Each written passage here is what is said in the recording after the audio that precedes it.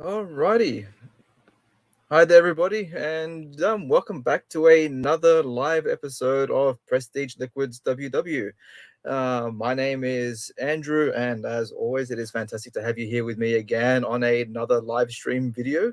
Um, Today, again, it's just a very impromptu thing, as pretty much all of my I guess pretty much as all of my live streams have tended to be. I mean, even the one that I did last week was a very short notice thing, and then even in general, the ones that I have done prior, I guess probably a year and a half, 2 years ago, again, very impromptu. I kind of just play things by ear, and I don't always like to plan things as such, which maybe for some instances, I guess, when it comes to live streams, probably not always a good thing. It is always, I guess, good to have some ideas and things that we could just bounce off. But hey, I like to wing it, and I'll see how we go. Now, as always, I don't really have much intention for this to be a very long live stream. But hey, if it turns out to go that way and people are happy enough to join in,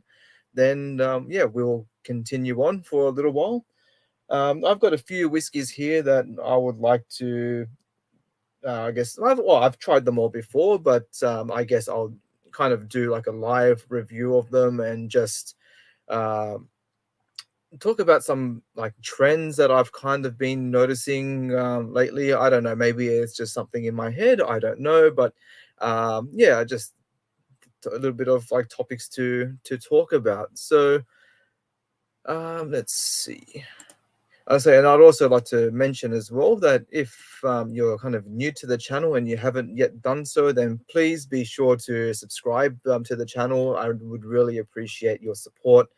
And yeah, every sub helps just be able to it helps me just to be able to push that content out to a wider audience. So let's see how high we can get those numbers and just have a fantastic time. So, all right, that's enough of the housekeeping. I think let's get out of that.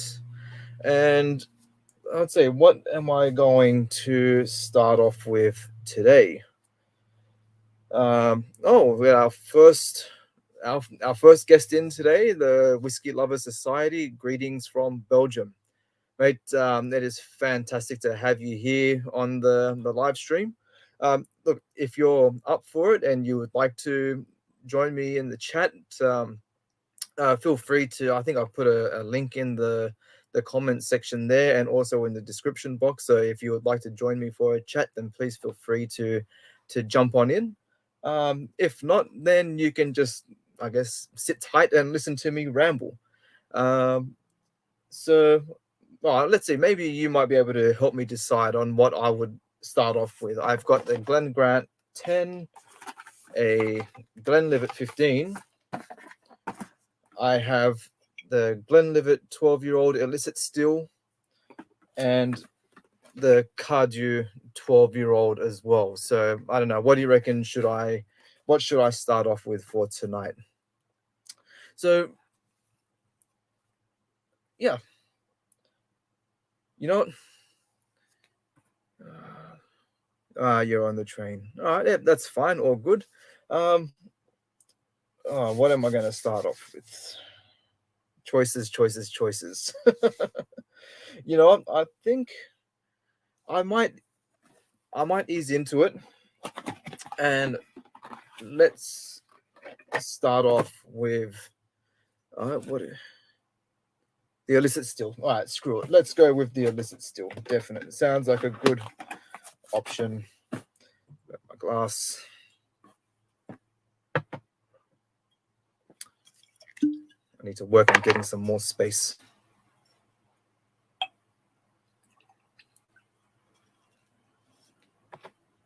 Yeah, the illicit still is a fantastic release from the Glenlivet. It is such a major improvement on the regular 12-year-old. Um, Absolutely fantastic. Now, one of the main reasons why I wanted to do this video today is I kind of feel that, and I don't know if this is just something that maybe I'm just reading into too much, or, but I have kind of noticed that Speyside whiskies tend to be a little bit underappreciated these days. Again, like I said, that could just be something that I'm noticing, or maybe just reading into much of. Um, but it seems like the kind of like the deeper I go into my whiskey journey, and the more, I guess, people I come across, and even social media groups that I interact with, just really seem to be pushing other areas of Scotch, especially like when it comes to, um, I have to say, predominantly Isla, and also heavily peated single malts or blends. And it seems to me that Speyside is kind of getting a bit of a dud deal at the moment. But let's stew on that and just enjoy the nose on this. It is so floral, so vibrant, nice and bright and clean. And what was this? Where's the ABV gone? There we go, 48% ABV. So totally agree with you, and I think they. Let's bring this up. Yep. So Whiskey Lovers Society. Wait, can I get your name, please? If you're up for it, please drop your name in the comments. I would love to be able to refer to you by your name rather than just your handle, if you don't mind. But you're saying you totally agree, and I think they make some great whiskey. 100% right. I mean, Speyside is a remarkable region. It is filled with simple but yet complex single malts, and it is just it really is a fantastic region.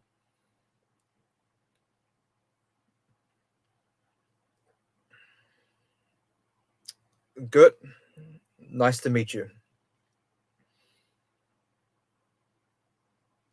It's This is just a classic whiskey.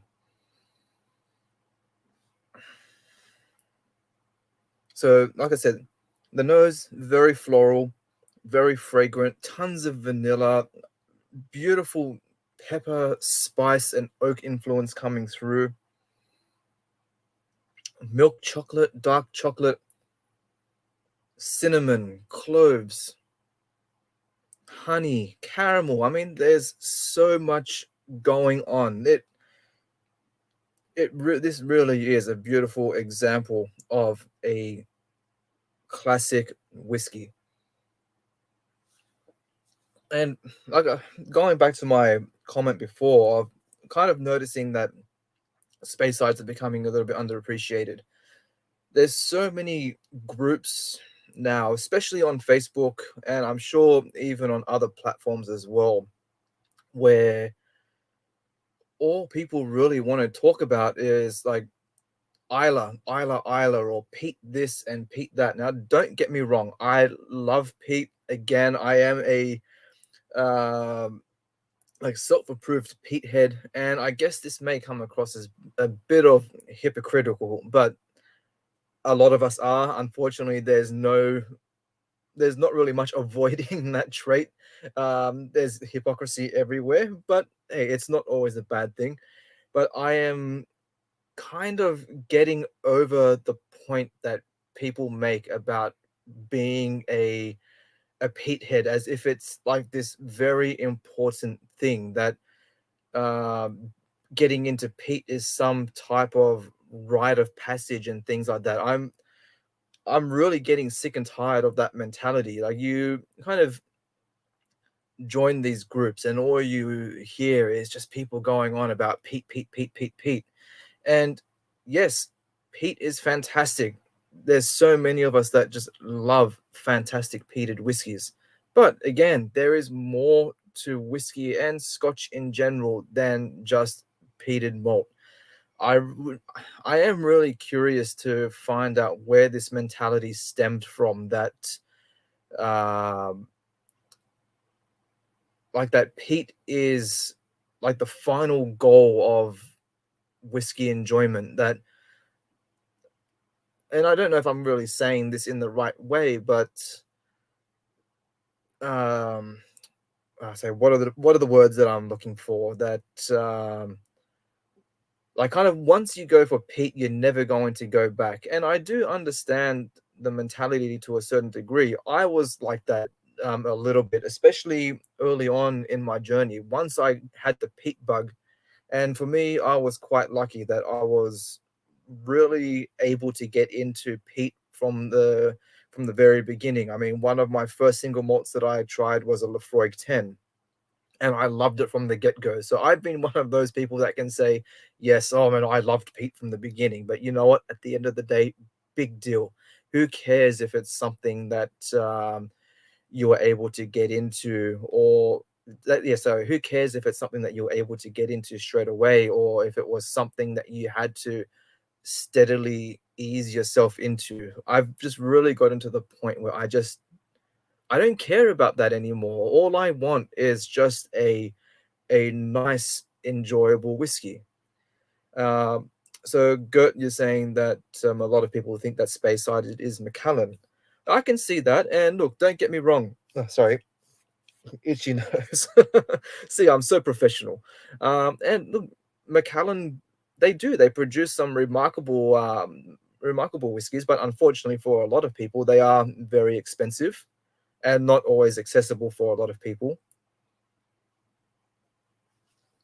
But at the same time, you don't need to spend a lot of money either to be able to get a fantastic, exceptional quality Speyside. I mean, just these alone, the Glen Grant 10, Glenlivet, the 12-year-old illicit still, the Glenlivet 15, even the Cardew 12, all of them are brilliant whiskies, and at all come in at affordable prices. I mean, I don't know what these generally go for in Belgium, but I know even say in Australia, they are typically affordable and very easygoing.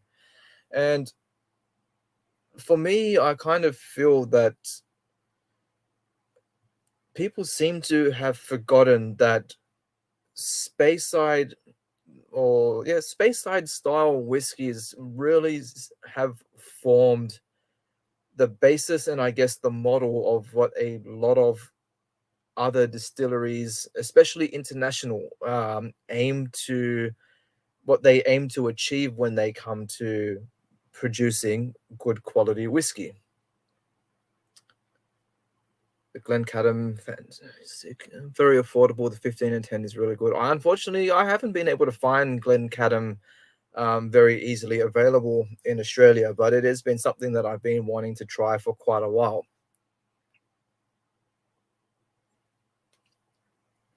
I was blown away by this the first time I tried it, the illicit still, and I still am. It really is. I've said it so many times already in the first 13 minutes of this video. It is just an exceptional whiskey. Um, but yeah, like as I was saying, that there are so many distilleries internationally, especially that the model that they're going for is like a Speyside style whiskey. I mean, if you take Japanese whiskies, for example, they are very Speyside in style. You don't like, I don't know. I haven't tried obviously every single Japanese whiskey released, but I so far I am yet to find one that goes or sways more to an Isla style of Japanese whiskey. For me, they are very floral, very easygoing, and focus more on the Speyside. Even Aussie whiskies, as intense as a lot of them can be, there are a lot of the, I guess, not so much original distilleries, but a lot of the older distilleries where you can see that that is the kind of flavor profile that they are aiming for. They are aiming for a Speyside style of whiskey. So they're wanting something approachable, something easygoing, but then at the same time, our climate doesn't always allow for that unless you're using, say, like a very like well-aged cask, or say second, third fill, which unfortunately in Australia again is very rare and also hard to come by. But I'm curious to anybody watching this, even in the replay, or anybody joining in the chat now, just to what is your opinion on that? Do you agree with what I'm saying, or is it just one of those things where I'm just kind of like rambling on crap? Again, to me, yeah, I don't know. To me, they just kind of feel like they're becoming a bit underappreciated.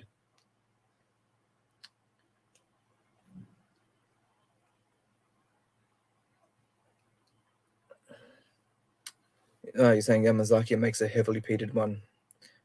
I have not tried that. And to be honest, I have not even heard of Yamazaki making a heavily peated whiskey. I do obviously get a slightly peated profile from the releases that I've tried so far, but I can't say that I've seen a heavily peated release.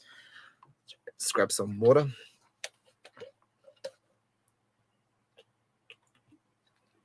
And just rinse that out.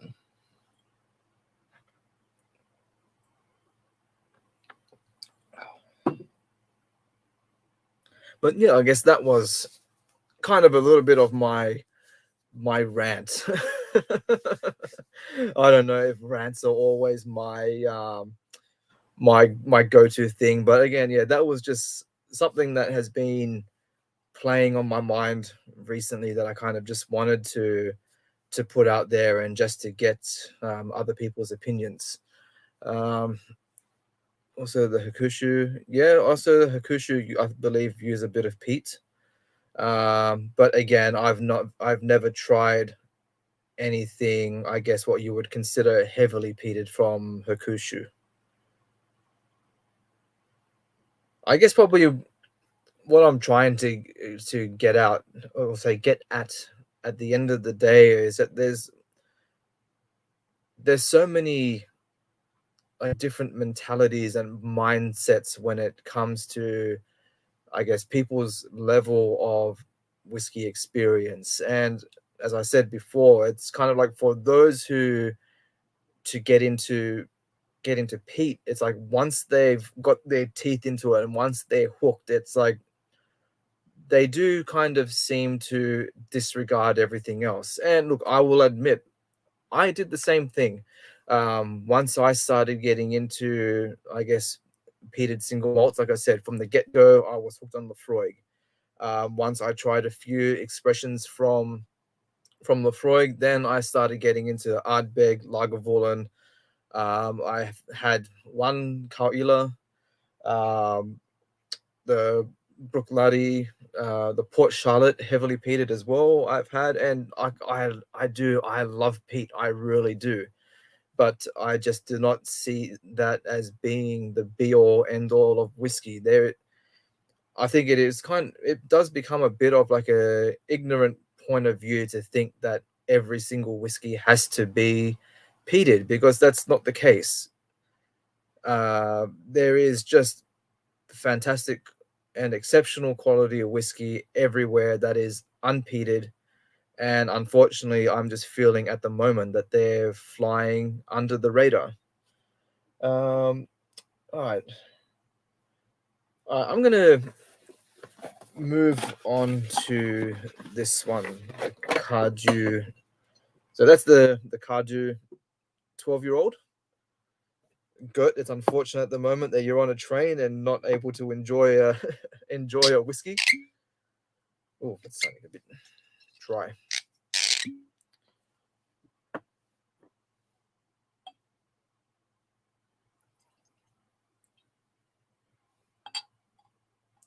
I have to say, this is a whiskey that really surprised me. And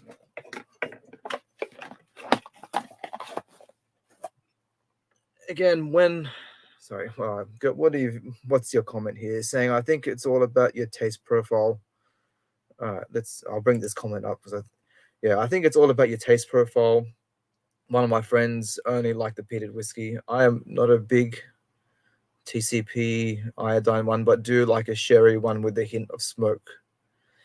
Yeah, look, that again, that and you're 100% correct. I mean, everybody has their own flavor profiles that they are into.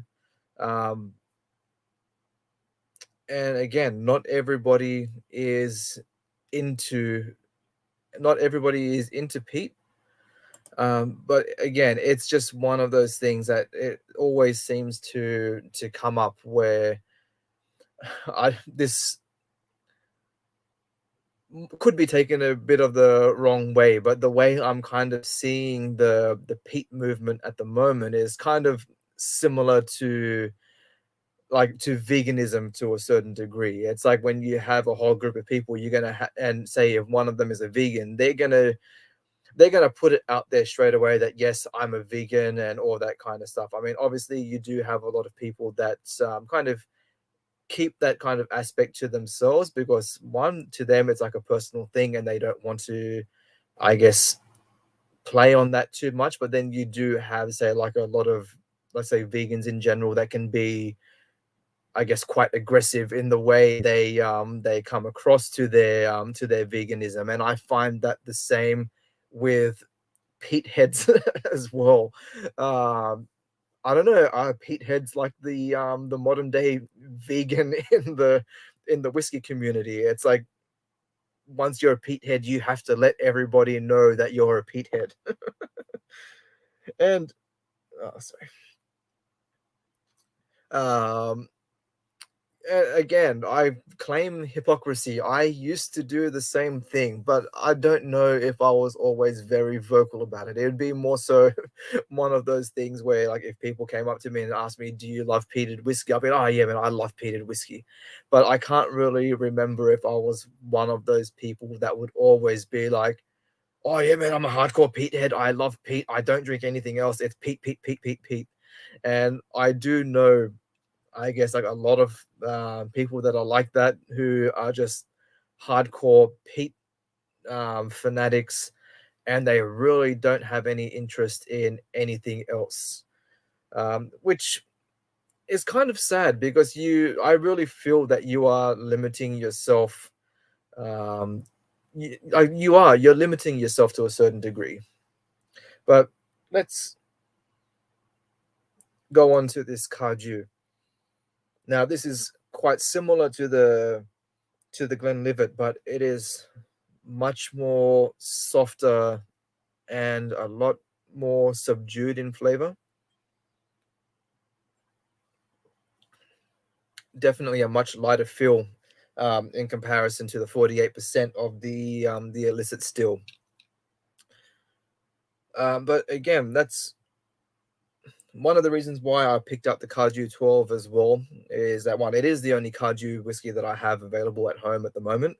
Um, but it is also like the main ingredient, or at least one of the main ingredients to that go into, say, a lot of the Johnny Walker blends. And yes, the Johnny Walker range does use a little bit of peat across their range, but it is like the Kaju and I guess some of the other blends that go into it. Excuse me, that create that signature and prominent flavor profile in it. I think without this, then you would just have a standard peated whiskey.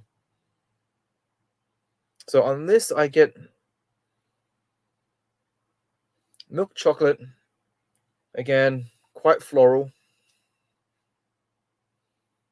lots of vanilla in this one. The oak is not, I wouldn't say subtle, but it's gentle. You also get a lot of like cereal grain on this one.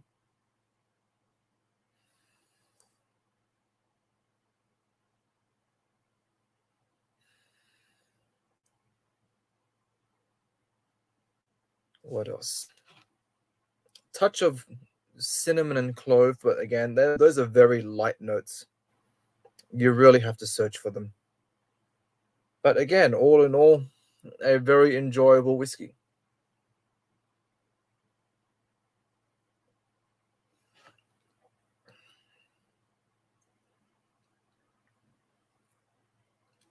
Again, soft, gentle on the palate, bit thin. I would prefer something a little bit of a, say, more, I guess, thicker texture. But what can you do? It is only at 40% after all. Now, one thing as well that I would also kind of like to mention as well. Now, Isla, for example, is obviously known for having. It's known for peat. There's really no other way of saying it. All the classic Isla whiskies are, say, I guess medium peat to heavy peat. But and I kind of took a little bit more notice of this recently after watching another channel's video, where they had done they had created a list of their favorites Isla whiskies. And don't get me wrong, they picked some amazing stuff, and obviously peated malts in Isla are a there's just abundant quality there for the diehard peat fans. Obviously, Isla is the place to go. But to me, it does seem like a lot of people forget that there are also some brilliant unpeated Isla whiskies. The Bunnahabhain 12, for example, is a classic example of an unpeated Isla. And again, it is an exceptional whiskey. The the other one, and I have that this one right here, is the Brook Laddie Classic Laddie. Now, this is an unpeated Isla single malt, and I would like to challenge. I would like to put this out as a challenge, if for people to put this in a blind tasting. Would you be able to pick whether this was an Isla whiskey or if it was a Speyside? Because to be honest, for me anyway, when I drink this, it does not drink like a typical Isla. It is for me, it is very characteristic of a Speyside. You've got, and you know, what, screw it. I'm gonna, or even though this is a video or a live stream focused more on Speyside whiskies, I'm going to pour some of this anyway, just as a bit of an example, and just to do a bit of a like side by side comparison. So, all right. So it's saying that we've got 3 people in the chat at the moment. So everybody, please make yourself welcome.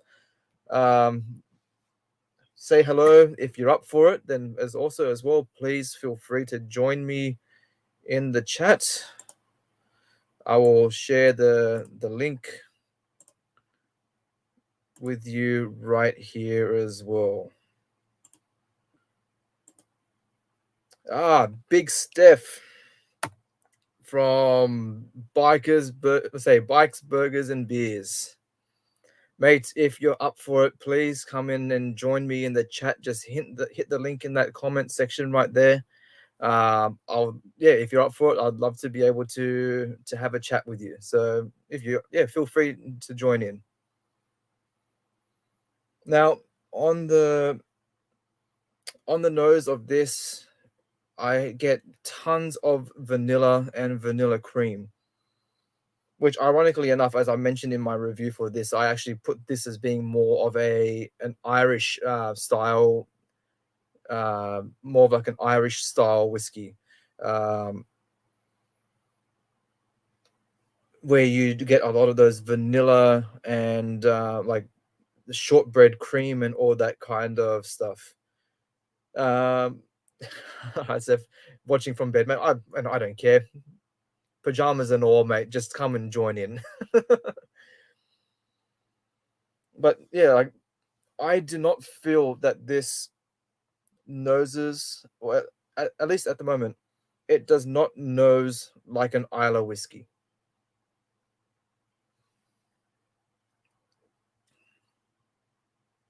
Yep. Even the taste. I guarantee that you could put this in a blind test amongst other Speyside whiskies, and you would not know that this was a an Isla whiskey unless you were that familiar with it. Uh, all right, good. What have you got here? What I do like is the fact that it is unchill filtered and no color added. Cardew adds color. Yeah, look, you're 100% right. They do, and that is a fantastic thing about the Bruichladdich is that they are all about that, like all natural style of whiskey that unchill, say non-chill filtered and no added color. For me, um, personally, I don't really care so much. I mean, look, I do. I shouldn't say like, look, I will always have that preference for, I guess, whiskeys to be as natural as possible. But personally, it's not something that I'm going to lose any sleep over either. If they're going to do it, they're going to do it. They've got their reasons for it. Unfortunately, that's just the way it is. But let's have a comparison. So obviously, that's the Bruichladdich, and that's the Cardew. Very similar in color. I mean, obviously the Cardew again, it is probably a little bit more on the reddish coppery side, but then again, um, color added. So obviously this is not an all natural example of a whiskey, but yeah, I've said it two times already. You put that in a live in a blind test, and people not will and people I reckon people will not be able to tell that that is an Isla whiskey.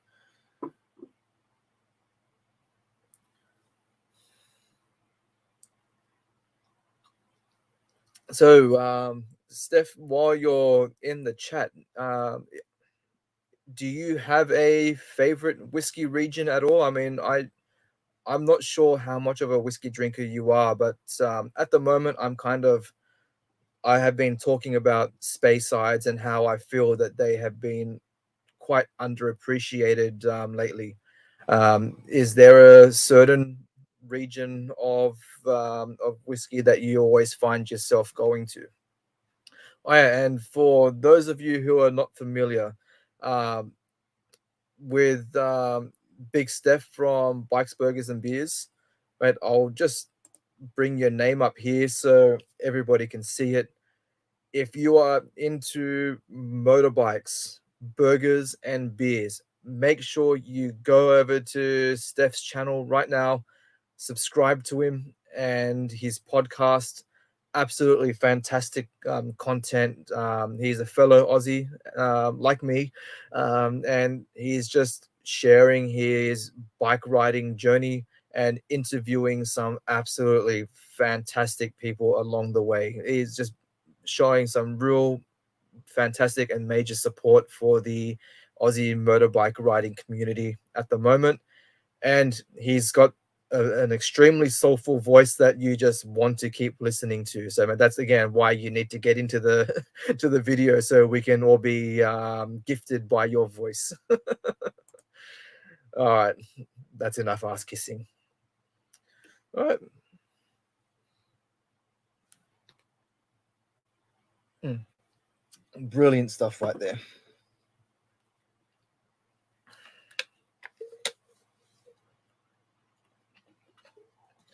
Okay, good. What have you got? I review any whiskey. I've been doing some international whiskey the last 2 weeks, and there is some great ones, mate. Definitely, there are some absolutely fantastic international whiskies, and that's one thing that I've really been enjoying so much as well about being able to review a lot of Australian whiskies and being able to try and support the local industry. I think that's it. I'll have to say I'm going to kind of like end the rant now. I don't think I really have anything else to kind of say about the whole Speyside rant at the moment. I've got that off my chest. I think now I'm just going to sit and enjoy these whiskies that I have here, and I guess just do my live review of them. Unless somebody comes in, and then I'll ask their opinion as well. But Yeah, there are some fantastic international whiskies, and I think the more that we are able to support, I guess, the international scene, um, just the better and I guess more well informed we can be. So Steph, you're saying I prefer my Scottish single malts over. Oh, I say, sorry, bring this up. I prefer my Scottish single malts over a peat smoky flavor. Yeah, look, fair enough. So I guess this is probably the video for you, I suppose, when it comes to discussing uh, Speyside whiskies in general as well. It seems like you prefer, I guess, those more gentle and subtle, and I guess more easily approachable whiskies. As you have mentioned here, the Glenfiddich is your go-to, and that again is another example of a fantastic whiskey. Glenfiddich 12-year-old, it is one of those ones that you can find virtually anywhere. It is very affordable, and when you buy a bottle of Glenfiddich 12, you are going to get an exceptional quality whiskey. I think if you like the Glenfiddich, one of the ones that you should check out for is a Japanese whiskey. It is the Taketsuru Pure Malt. I'll put that in the comments. I have reviewed this before in the past, so if you haven't seen it already, you would be able to find this video on my channel. It is a fantastic Japanese whiskey, and again, another one of those whiskeys that is very much a space side style of whiskey, even though it is a Japanese whiskey. I have to say now, after having the Brook Laddie, the nose of this Kaju is pretty damn boring. It's so flat in comparison. But although that the Brook Laddie does have a bit more of a salty characteristic, the fruitiness now I'm able to pick up a lot more of a fruitier note coming from this. So now I'm getting lots of like apples and pears, your typical orchard fruits that you get from a space side. That's all there. But now it could be also a thing that now that I've tried something else, I'm getting other things. Now I'm starting to get more berries that are coming through. And I don't think that this is something that I had picked up on when I first did my review. I'm getting raspberries, strawberries. It is kind of like a berry basket that's going on at the moment. Sorry, I'm gonna check, make sure that there's no important things going on. Put that down. Oh, look at me. I've just noticed that the whiskey's getting to my head already. I put Taketsuru Pure Video, man. That is wrong. That isn't meant to be the Taketsuru Pure Malt, not Pure Video. Oh, how embarrassing.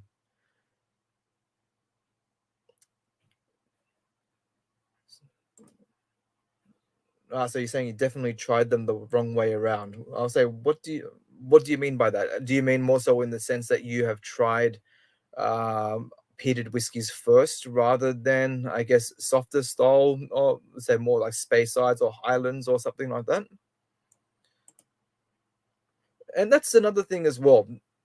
People generally will tell you that there is kind of like a right and wrong way of getting into whiskies, and I don't necessarily agree with that. I mean, I can agree with it, but at the same time, I don't always agree with it either. Um, when it comes to easing people into into whiskey. It is usually recommended to try people off on a softer style Speyside, say such as a Glenfiddich or maybe even a Glenlivet 12. Then start moving up into your Balvenis, Aberlour, and all those types of things, and then start to progress into your peated whiskies. But at the same time, you're kind of basing that off your own personal experience. Now, um, when you're, like I said, for me, I was lucky. I was able to get into peat from the very get go. Like I said, one of the first single malts that I really enjoyed was a Lefroy 10. For a lot of people trying that for the first time, they find it quite putrid and horrendous. But I was lucky; I really enjoyed it. So I guess it's one of those things where it's all about trying to find the right balance of introducing people into whiskey. I guess for me, it kind of helped that when I first tried the Lefroy 10, I had tried it from a family member where the bottle was almost finished. And as a lot of you may be already aware, that Lefroy 10, as you get through it, the peat intensity definitely mellows as you get through the bottle, where towards the bottom it becomes quite sweet and I guess very approachable. So I don't know, maybe for that fact alone, I was lucky that I got into it like that. Um, so Steffi's saying you just then making the one you tried a weaker taste. Oh yeah, man, definitely. You're not wrong there. What also doesn't help is that the Kaju 12 is only at 40%, whereas this little beast right here is at 50%. So, one, you're already going to have a much higher intensity level, but at the same time, this one here is also a very easygoing and in some ways a very approachable whiskey, considering that it is at such a high strength. So you're saying my first peak was also the Life 10, yep. And it was a shock to you at the start. Yeah, it can be very intense for a lot of people at the get-go. Like I said, I'm just fortunate that I loved it so much from the get-go. Um, I have a feeling that for me, if I didn't enjoy it so much the first time around, it probably would have been something that may have ruined my whiskey experience, or it would have taken me much longer to get into peat. And now it's also become one of those things where I guess the inner sadist in me just likes to torment people as well. There's so many times with my cousins who aren't always necessarily whiskey drinkers, but they will dabble from time to time. Where I've given them Ardbegs and Lagavulins, and I've told, oh yeah, try it. It's really smooth, very easygoing, and yeah, they've almost been sick from it.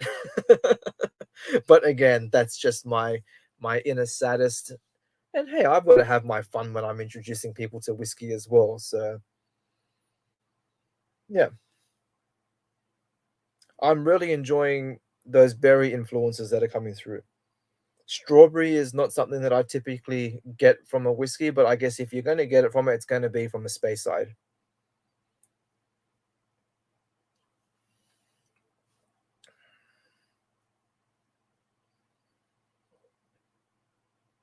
So I don't know if we still have the same three people in the chat, but just in case we've got anybody different, I'm going to share the link again. So if you want, please feel free to join me. Just press that link and you can and join me on the screen and maybe enjoy a whiskey or two with me as well. Okay.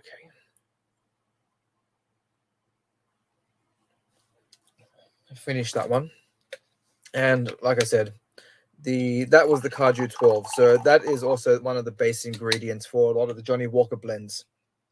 And after trying the single malt, ironically enough, it was one of those things where again, I'm not really one that does a lot of research, especially when it comes to my reviews, which you would think that since I do a lot of, let's say, whiskey reviews and such, research is something that I should do.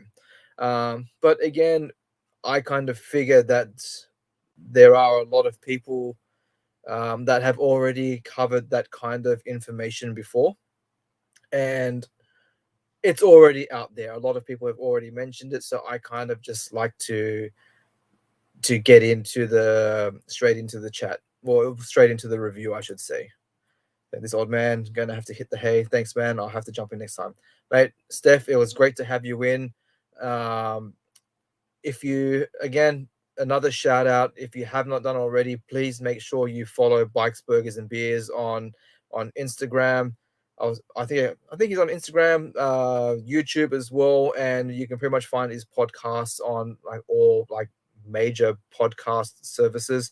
So if you love bikes, you love burgers, and you love beers, go and check out Big Steph. Absolutely fantastic content, and you'll be hooked from the very first episode. So, mate, enjoy your rest, and I'm going to welcome in a guest, Tim. Oh, let's remove that. Bit inappropriate. I was not expecting that. Not something that you'd expect to see when reviewing or talking about whiskey. So sorry about that, people. It looks like I had a dick on the screen. All right, time to get that out of my memory, and let's pour another Glenlivet. And oh,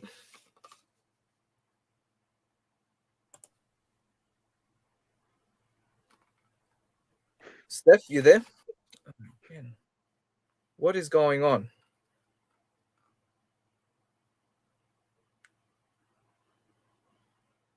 Mate, that actually, man, that's.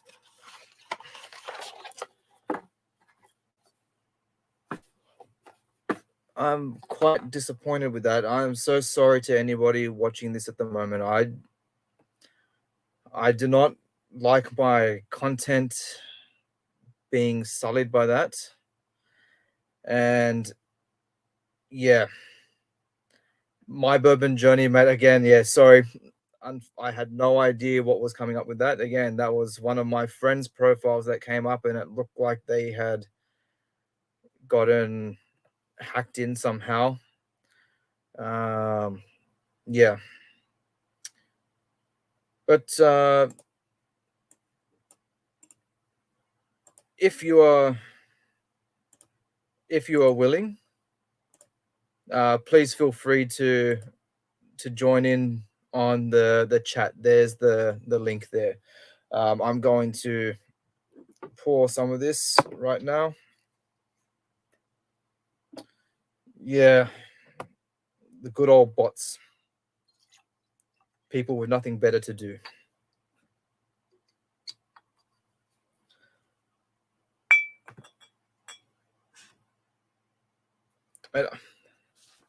Uh, so sorry with my bourbon journey, mate. I'm sorry to say this, but I've gotten really bad with names. If you're able to, could you please just drop your name in the comments, in the comment section below? I'd rather say refer to you by name rather than my bourbon journey, if you don't mind. But yeah, I've just got very bad memory when it comes to names. So this one right here, the Glenlivet 15-year-old. This is definitely one that I need to make sure that I review on the channel. I have not done so yet, um, but I will definitely get around to it.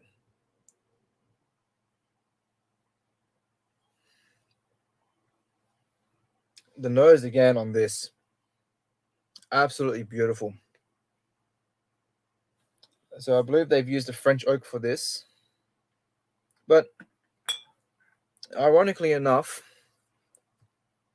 I am getting more of a bourbon cask influence.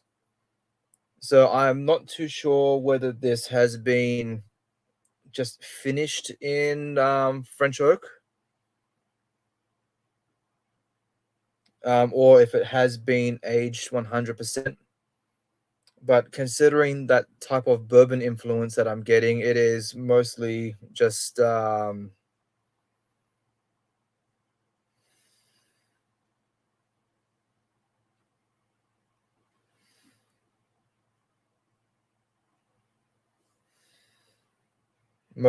bourbon influence.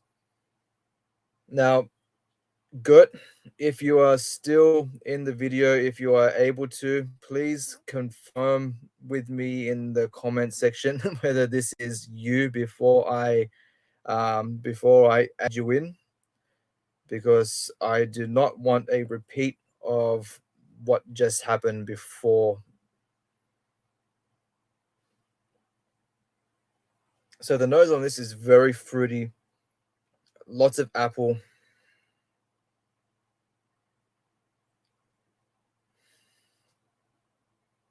lots of pear as well. I'm getting lots of grain influence as well, lots of cereal influence. It's a very gentle and elegant nose.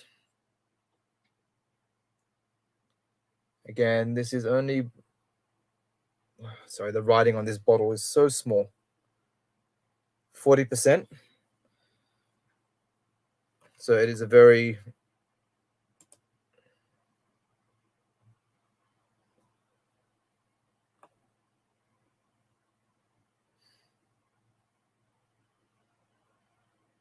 oh, it looks like this may be like the same person that's been trolling this video so far. So yep, you can go. Seriously, people with nothing better to do. What else? Milk. Yeah, definitely getting some milk chocolate from this. Lots of vanilla, caramel as well. Very light oak influence. What have we got in private chat here?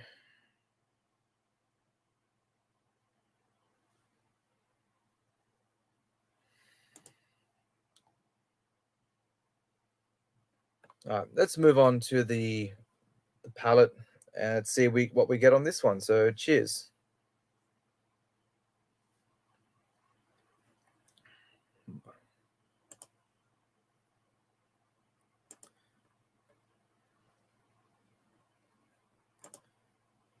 Keeps on happening. What a way to ruin a good time.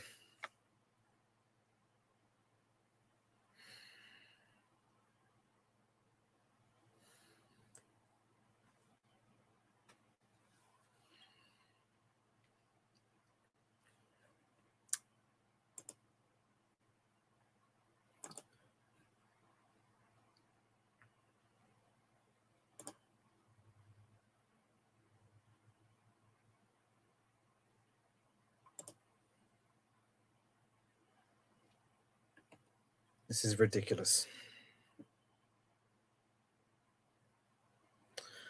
Alrighty. Hopefully that will make it a bit harder for them to get in. We'll see what happens. Thanks for the support on that one, mate. Good, but it is frustrating. I mean, it's just one of those things where I enjoy doing live streams. I enjoy being able to put this content out for people, and they're just ruining it. It just keeps happening. So if it keeps happening, I'm probably just going to put this video to rest and I'll do another one another day. But for now, I'm just going to try and enjoy what's left of this and see what else we get.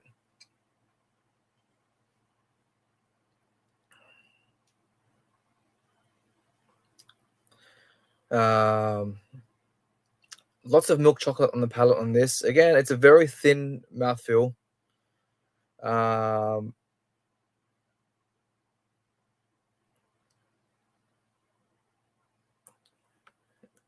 KSI, well, sorry about that, but unfortunately, I've had a few trolls coming in at the moment, and I've had to block people just to try and stop that from happening. But if you are a genuine viewer, I apologize for that. But like I said, I had some inappropriate content popping up on the stream before, so I've had to set a restriction.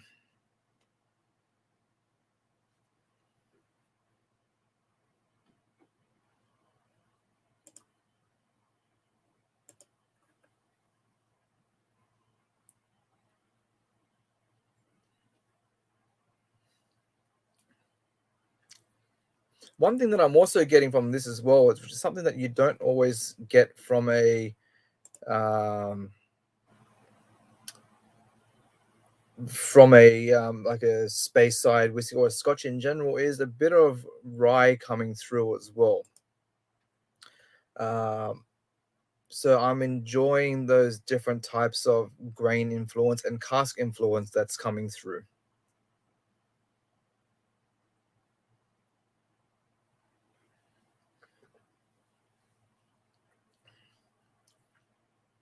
Unfortunately, though, in comparison to the illicit still 12-year-old, it does not, say, the 15-year-old does not compare. Um, one thing you'll probably notice from the Glenlivet whiskies is that being only bottled at 40%, they are they can be quite weak. They need that ABV kick to come through just to help enhance the flavor and also the mouthfeel of the whiskey. Unfortunately, um, that 40% really does interfere with the quality of the whiskey itself.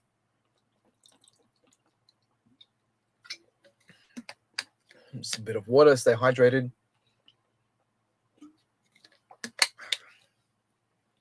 And last but not least, I'm going to move on to the Glenlivet. Sorry, not the Glenlivet. Sorry, the Glen Grant, the 10-year-old. This is a fantastic Speyside right here. So I'm going to make sure that I grab a clean glass to use.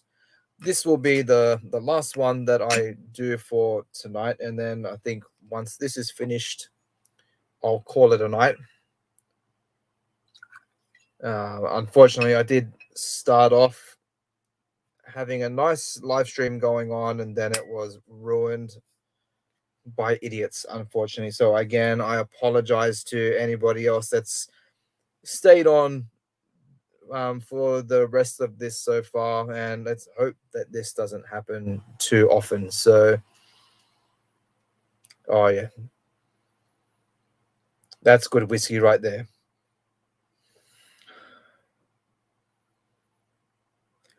One thing that I would like to point out, this type of glass is what I used to use when I first started doing my whiskey reviews.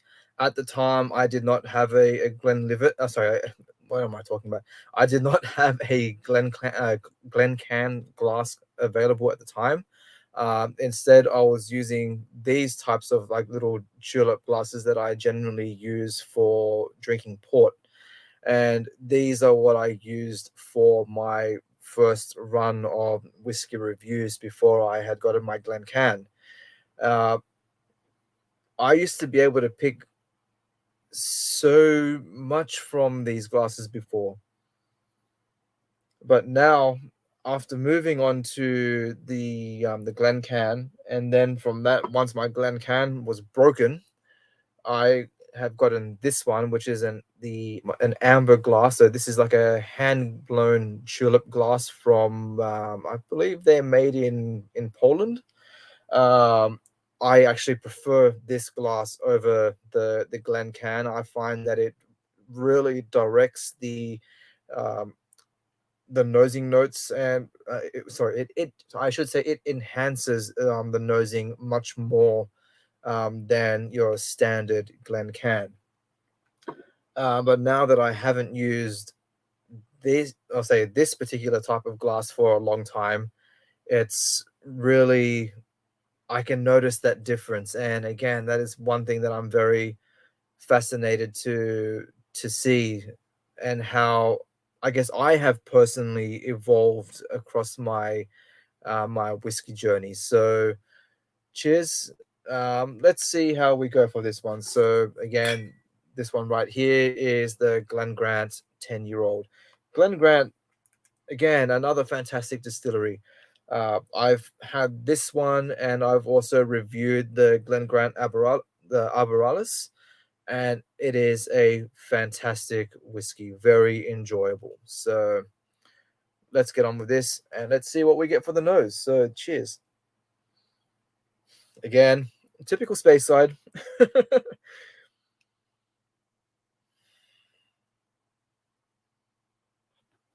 Lots of vanilla, apples, pears.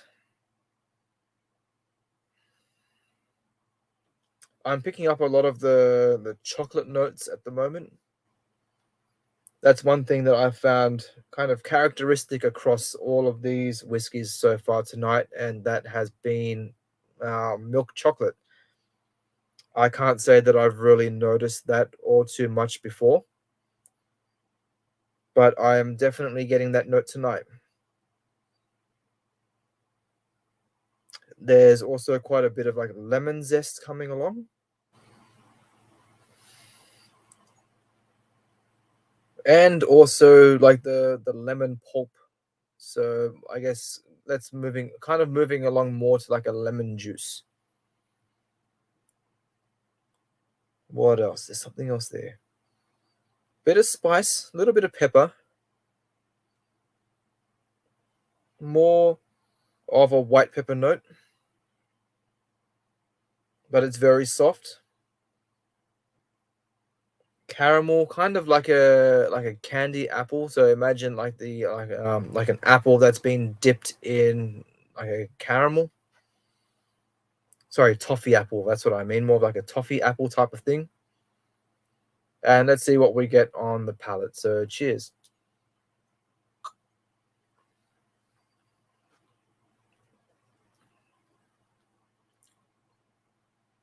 Again, quite fruity, very soft, a very elegant whiskey. With this, you will definitely notice the cereal and malty influence that it has. You And that's one thing that I really enjoy about this whiskey is how flavorsome and enjoyable the malt is. You can tell that the base spirit being used in this is just of a really high quality, and the cask is just there to influence the main ingredient, and I guess that is the new make. So again, lots of caramel, vanilla,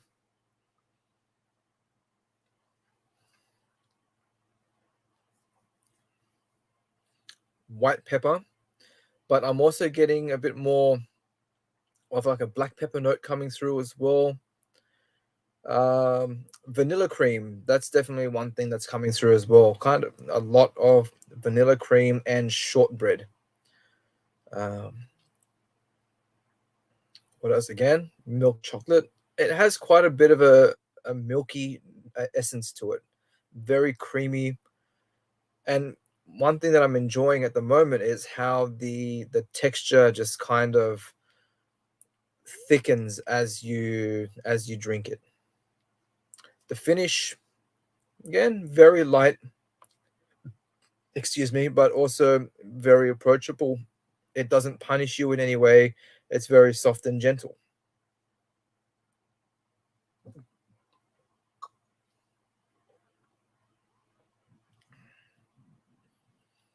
I think that's how I'm gonna tie this up. As I mentioned at the start of the video, I really do believe that Speyside has become quite a bit of an underappreciated region in, especially for like the Scottish single malts. People are putting a lot more emphasis on a lot of the other regions, especially when it comes to Isla or other, I guess, island regions, whether it's going to be ones like Isle of Skye or Jura and all those types of ones where you do get more heavily peated whiskies. But for a lot of distilleries, even on those peaty places, especially like when it comes to Isla, I believe that there is a foundation there that kind of comes from Speyside style whiskies. And again, when you try whiskeys, say other international whiskeys, whether they're Japanese whiskeys, Indian, French, Australian as well, Speyside really influences a lot of what we consume as whiskey drinkers. And I am kind of finding it a little bit sad at the moment that they are starting to become a little bit underappreciated, and people are generally focusing more on, I shouldn't say unbalanced, but extreme flavored whiskeys, because there is more to whiskey than just extreme flavor. I think being able get to be able to balance the subtleties and the nuances that you get from a good Speyside whiskey, I believe is very difficult. I mean, yes, there are a lot of distilleries that are constantly putting out, say, loads of whiskies every year. Um, but trying to find a whiskey that is perfectly balanced is what's part of the journey. It can be hard to find, but then at the same time, you will very easily find a lot. So I'm just kind of rambling now. I don't even know what point I'm trying to make. Um, yeah, I think coming down to it, I think we kind of just need to be able to enjoy. That's what it comes down to. Just being able to enjoy the simple things, and I think that's what I like about Speyside whiskies is the simplicity of a lot of them. You don't need to go expecting some big bold flavor, uh, but a lot of the Speyside distilleries have perfected the art of just elegant and easy drinking whiskeys, and I think that's where I'm going to leave it, because I think with the whiskeys that I've tried tonight, I've probably had a little bit too much, and I want to be able to stay as coherent as possible. So I'll leave it at that. Let's just end off here with this last comment from Gert. So nice stream, mate. Nice meeting you and getting your views on some nice drams. Cheers. Stay safe, mate. It has been an absolute pleasure getting to know you today, and also being able to have you stay throughout this thing, even with the previous incidents. And I hope that one day I'll be able to do say like a live stream where it's a bit more convenient for you, and you'll be able to join me on a stream. It will be great to have you on. It's always fun to meet new people and just to be able to discuss whiskey. Again, unfortunately, I'll just again put out another apology. Look, I'm sorry about what happened before. Unfortunately, I did not know what was going to come up on screen, and it did unfortunately ruin the vibe of this video. This was just meant to be me going on a little bit of a rant at the start about Speyside, and then just enjoying and doing a little bit of a live review of Speyside whiskies. And unfortunately, it did get a little bit sullied, but it came back all right at the end.